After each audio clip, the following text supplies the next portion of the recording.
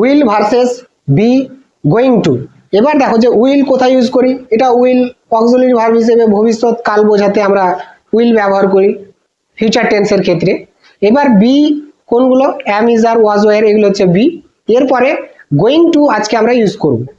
তাহলে দেখো যে বি গোয়িং টু কোন ক্ষেত্রে ব্যবহার হয় এবং উইল কোন ক্ষেত্রে ইউজ হয়। প্রথমে দেখো যে উইল এটা ফিউচার টেন্স, তাহলে ভবিষ্যতে বা ভবিষ্যৎকালে সময় নির্ণয় করতে আমরা উইল ব্যবহার করি। যেমন দেখো যে আমি চা খাবো, আই উইল হ্যাভ টি, আমি চা খাবো। তারপরে একটা দেখো যে বি গোয়িং টু, কথা বলার আগে, এটাও কিন্তু ভবিষ্যৎকালই বোঝাচ্ছে বি গোয়িং টু।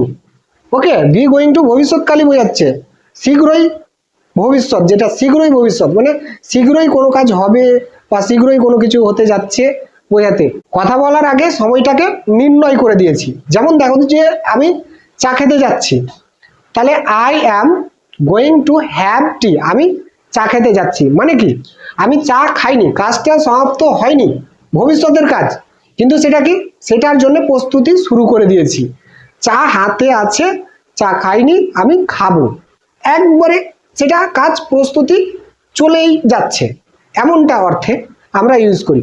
আর যেটা কি উইল যদি ব্যবহার করি, উইল ভবিষ্যৎ সময়, সেটা ভবিষ্যতে সময়টা আমরা উল্লেখ করছি না, ভবিষ্যতে যে কোনো সময় কখন হবে সেটাও বলিনি, কিন্তু বি গোয়িং টু ইউজ করছি, এটার কিন্তু সময় বলে দিয়েছি, কথা বলার আগেই সময় চালু হয়ে গেছে তার।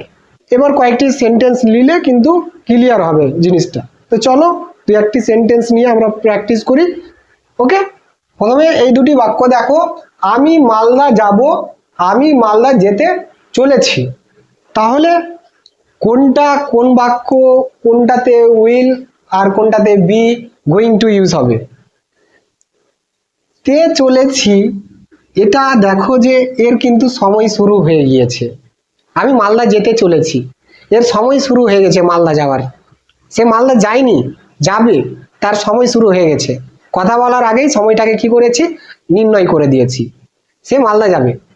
ওকে, বা সে মালদা যেতে চলেছে, সে মালদা যেতে চলেছে। তাহলে দেখো যে এখানে কে মালদা যেতে চলেছে, আই, তাহলে আই, তারপরে বি ভার্ব অ্যাম বসবে প্রেজেন্ট টেন্স যেহেতু, আই অ্যাম, তারপরে গোয়িং টু ইউজ করতে হবে, গোয়িং টু, তারপরে কি করতে হবে, ভার্ব, কারণ টু তো ইনফিনিটিভ, টু এর পরে যে ভার্বটা বসে সে ভার্বটা ওয়ান হয়, তো ভার্ব ওয়ান।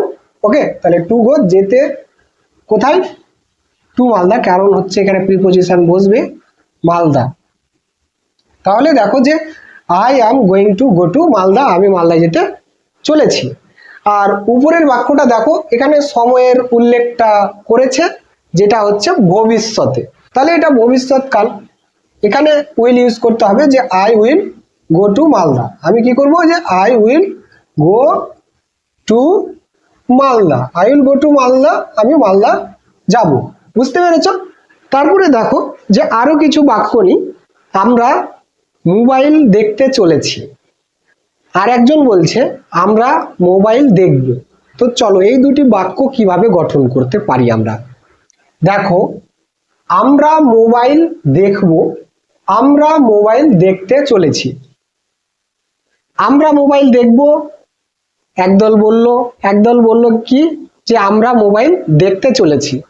তাহলে এখানে একদল প্রথম বাক্যটা দেখো যে আমরা মোবাইল দেখব, তাদের কাছে মোবাইল নাই, তারা শুধু বলছে যে আমরা মোবাইল দেখব, তারা কখন দেখবে বলেনি, তারা ভবিষ্যৎ সময়টা খালি উল্লেখ করেছে, তারা মোবাইল দেখবে ভবিষ্যতে। তাহলে কারা, আমরা, এখানে আমরা, আমরা সাবজেক্ট, উই, তাহলে উই হচ্ছে সাবজেক্ট, তাহলে উইল যদি সাবজেক্ট হয় তাহলে উইল এখানে বসলো যে উই উইল, তারপরে এখানে ভার্ব হচ্ছে WATCH, ওয়াচ, মোবাইল, MOBILE, কারণ গ্রামারলি বাক্যটা ভুল হতো যদি দা না ইউজ করে শুধুমাত্র সিঙ্গুলার মোবাইল ইউজ করতাম, তো এখানে বাক্যটা ভুল হতো, তাই দা ইউজ করলাম। ওকে, তাহলে দেখো we will watch the mobile, আমরা মোবাইলটা দেখব। ওকে, তার মানে বাংলা ভাবে তো আমরা এভাবেই বলি যে আমরা মোবাইল দেখব। তারপরেরটা দেখো যে আমরা মোবাইল দেখতে যাচ্ছি। আমরা মোবাইল দেখতে যাচ্ছি, দ্বিতীয় দল বলছে তারা মোবাইল দেখতে যাচ্ছে, তাদের হাতে মোবাইল আছে এবং তারা মোবাইল দেখতে শুরু করে দিয়েছে, অথবা তারা মোবাইল কি করবে, তারা মোবাইল, তাদের হাতে মোবাইল আছে এবং তারা মোবাইল দেখা শুরু করছে, তাই তারা বলছে যে আমরা মোবাইল দেখতেই চলেছি। ওকে, তাহলে কারা, এখানে উই হচ্ছে সাবজেক্ট, উই যদি সাবজেক্ট হয় তাহলে বি ভার্বটা এখানে কি বসবে, আর বসবে, যেহেতু প্লুরাল তাহলে উই আর, তারপরে গোয়িং, কারণ হচ্ছে চলেছে বলেছে তাই এখানে গোয়িংটা বসবে। তারপরে দেখো যে টু, টু কোনো কাজ করতে টু প্লাস ভার্ব অন বসে, তাহলে টু ওয়াচ মোবাইল দেখতে, ওকে, দা মোবাইল করো, দা মোবাইল, MOBILE, ওকে। তাহলে দেখো যে we are going to watch the mobile, আমরা মোবাইল দেখতে চলেছি বা আমরা মোবাইলটি দেখতে চলেছি। এই হচ্ছে উইল এবং বি গোয়িং টু এর মধ্যে পার্থক্য। বি গোয়িং টু এটা যেটা যে সময়টা আগে থেকে নির্ণয় করা হয়ে গেছে ভবিষ্যতের কাজ, সেটা বি গোয়িং টু বসে।